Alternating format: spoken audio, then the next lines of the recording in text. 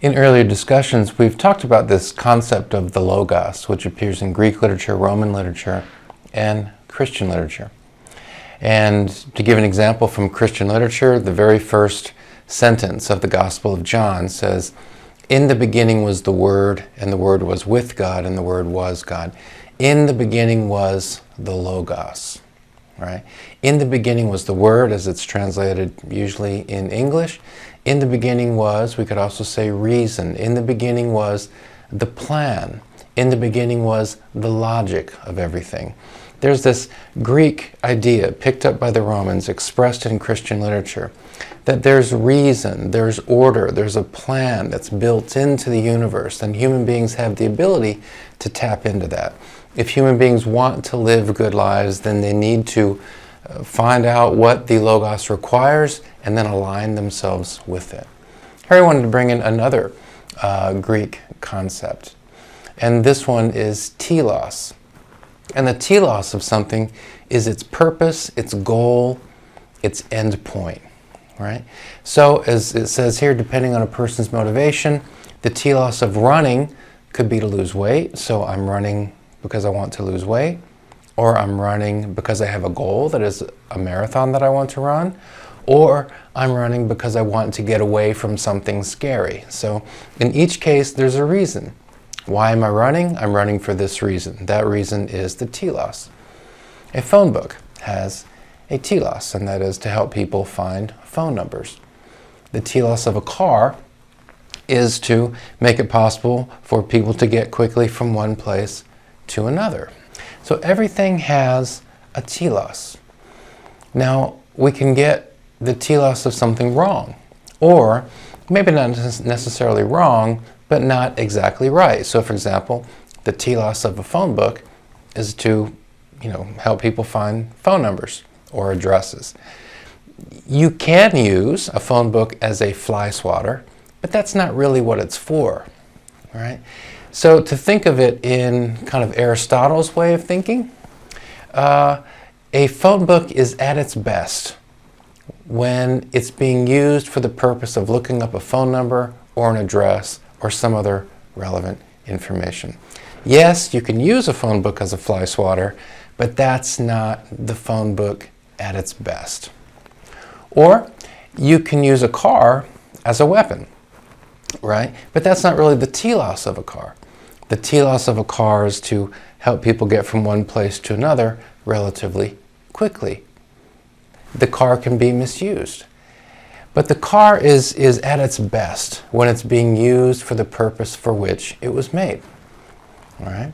So the same thing is true of people. So things have teloi, that's the plural of telos. So for example, we know what staplers are for, right? And a stapler is at its best when it's being used to staple papers together. You can use a stapler as a hammer, but that's not really the stapler being its best. We know what spoons are for. We know what electric light is for, right? The classical Greeks had the idea that people also have teloi, that an individual also has a telos. And so, what are people for? People are at their best when we think of human beings in general, human beings then are at their best when they're acting for what general purpose? What are individuals for? And then, most importantly, what am I for? What is my telos, right? What is my telos? That's a really good question. Now, when we come to these kinds of questions, thinkers who can be very helpful are Socrates, Plato, and Aristotle. Now, Socrates is one of our great model teachers. Plato is his star student, and Aristotle is the star student of Plato. Socrates sought to align his life with the Logos. Remember, we said a little bit about the Logos. It's the divine reason. It's the logic of things in the universe. It's the way things should be, right? So Socrates, his goal was to align himself with the Logos, and then also to have a degree of certainty about what his telos was. And as we read Socrates, I think if you asked Socrates, what are you for? I think Socrates can answer that question. So if you showed Socrates a stapler and said, Socrates, what is this stapler for? Well, he could answer that question. And then you show Socrates a car, and you say, Socrates, what is that car for? And Socrates can answer that question. And then you ask Socrates, so Socrates, what are you for? What is your telos? And I think Socrates could answer that question. And so if we want to think about our own teloi, if we ask ourselves, what is my telos? Then one of the things that's helpful is to look at the examples of other people who were pretty certain about what their teloi were. Okay? And so let's come to this example of Socrates. And we're looking at something written by his student Plato, and it's called The Apology of Socrates. This doesn't mean that Socrates is apologizing for anything. In fact, it's the opposite. He's not apologizing for anything. This is an older use of the word apology, meaning a defense.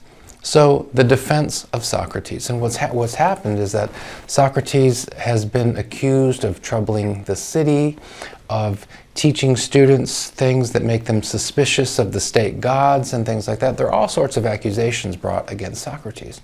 And so Socrates is on trial. And so these quotes that we're going to look at come from the trial of Socrates.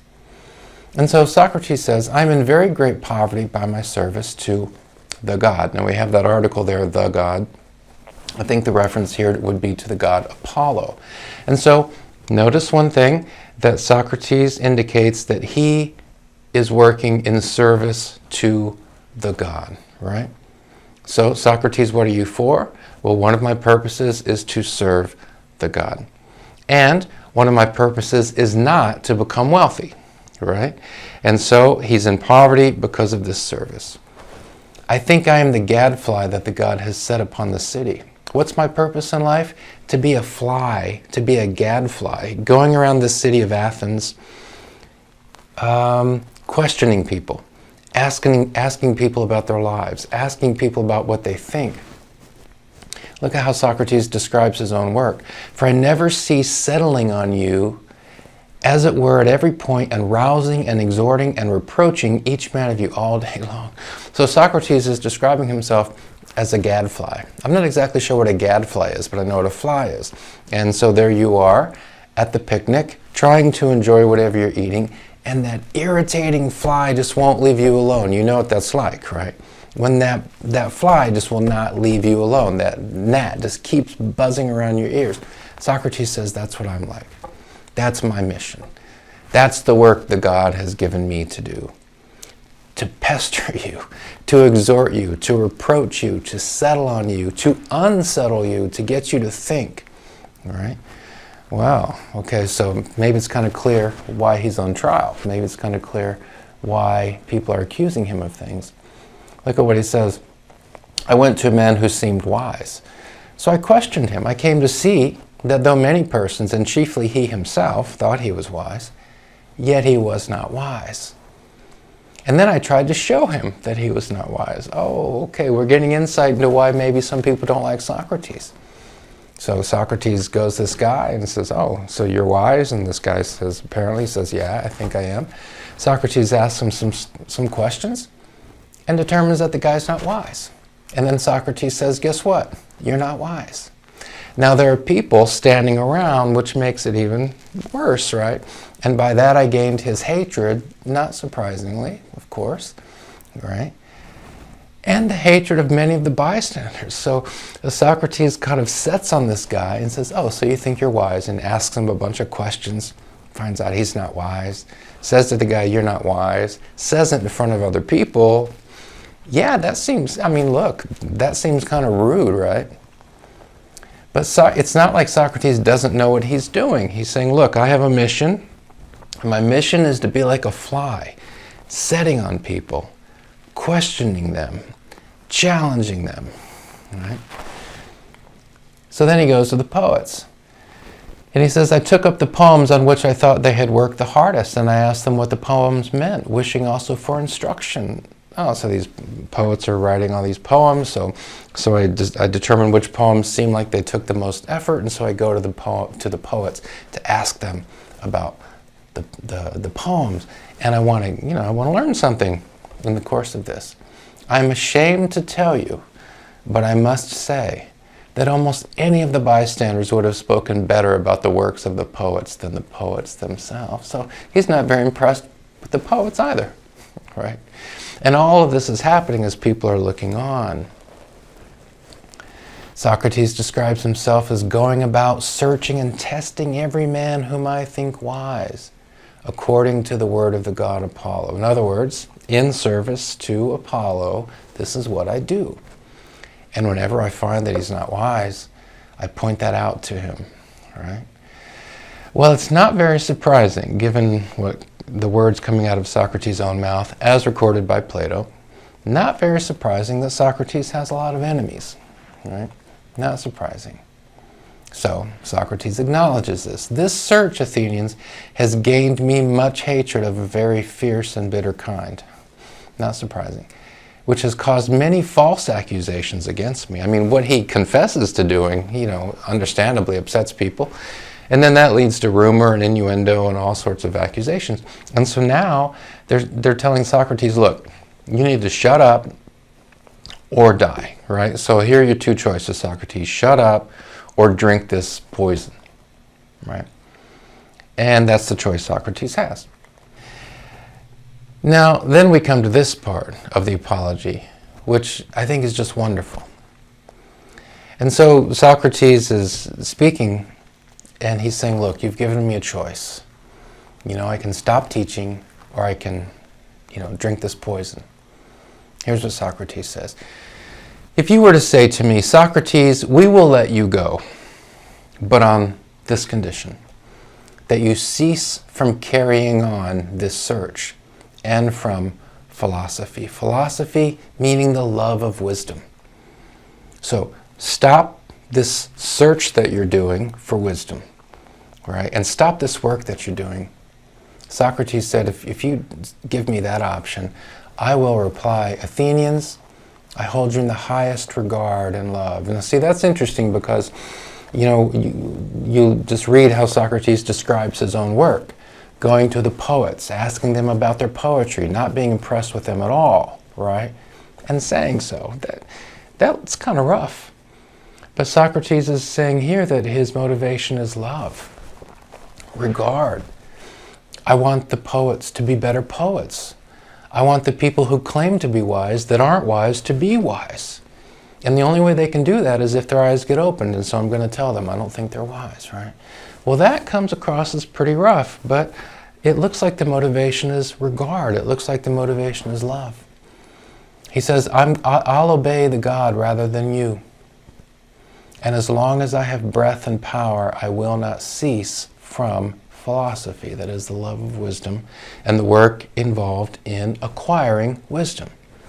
And I won't stop exhorting you and setting forth the truth to any of you whom I meet, saying, my excellent friend, you are not ashamed of caring so much, or are you not ashamed of caring so much for the making of money and for reputation and honor? Nothing inherently wrong with making money. You make money, you can do good things with it. I don't think that's his point. There's nothing wrong with reputation, so long as it's based on the right things. Nothing wrong with honor, so long as it's based on the right thing. I think what Socrates would say is it's a mistake to chase reputation. Instead, chase the good things that lead to a good reputation. It's a mistake to chase honor. Instead, chase the things that lead to the status of being an honorable person. So are you not ashamed to be chasing these things? Will you not spend thought or care on wisdom and truth and the perfecting of your soul? Right? See, Socrates knows what he's for. Socrates knows what he's for. And we might argue with his methods, right? We might argue with his methods. If we were Socrates, career coach, his job coach, maybe we'd say, oh, you could soften up here, you could, change your change your style a little bit? No, that's a different question. If the question you ask Socrates, what are you for? He knows. I have been given a mission by the God, and the mission is to challenge people, to wake them up, and to get them to think about the quality of their lives and the quality of their souls. And why am I doing it? Because I hold them in regard and love. Right? And so he says, if you put me to death, you'll hardly find another man to fill my place. You will hardly find anyone else to fill my place. Well, again, that sounds kind of arrogant, but it kind of does turn out to be true. Right? There aren't many such teachers in our history. Socrates does stand out. The teacher of Plato, who himself was the teacher of Aristotle. But it all starts with Socrates. So maybe there's something to that. I want to look back at that phrase, the perfecting of your soul. What does that mean, soul? The Greek word is psyche. Our word psychology comes from it. Psyche.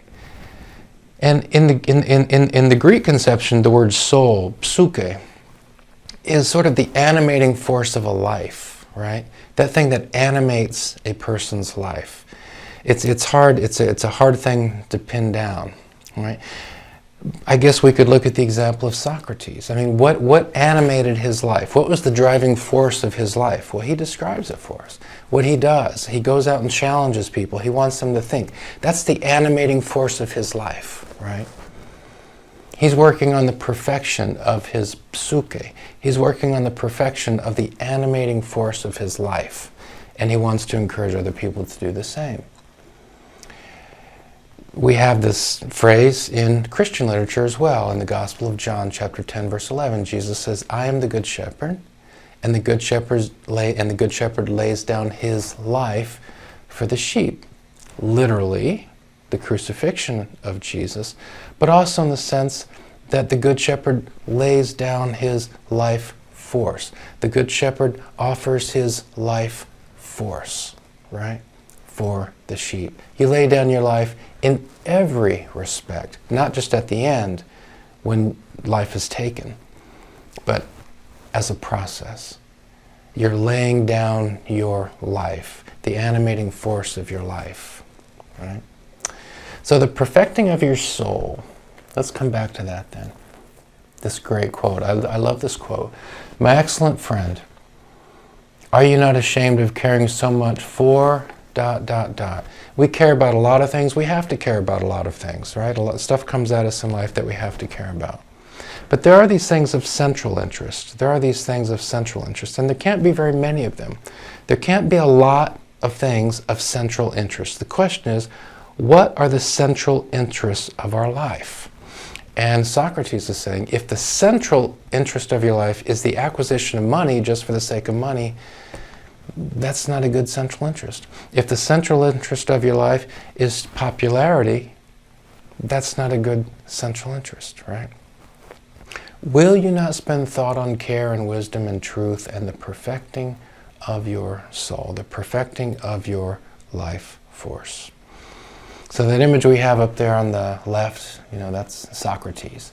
The image on the right is a teacher I've mentioned before named Charles Grandy, who very much modeled himself after Socrates.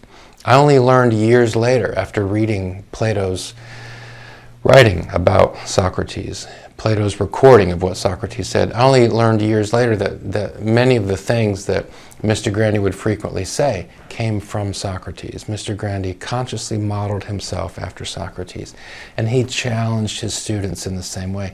And he irritated students in doing so. He would challenge his students. He wanted them to think. He wanted them to think. He wanted them to think.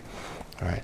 He wanted them to work on the perfecting of the animating force of their lives. One of the real gifts that I have had in my life was the opportunity to be in numerous classes with Mr. Grandy.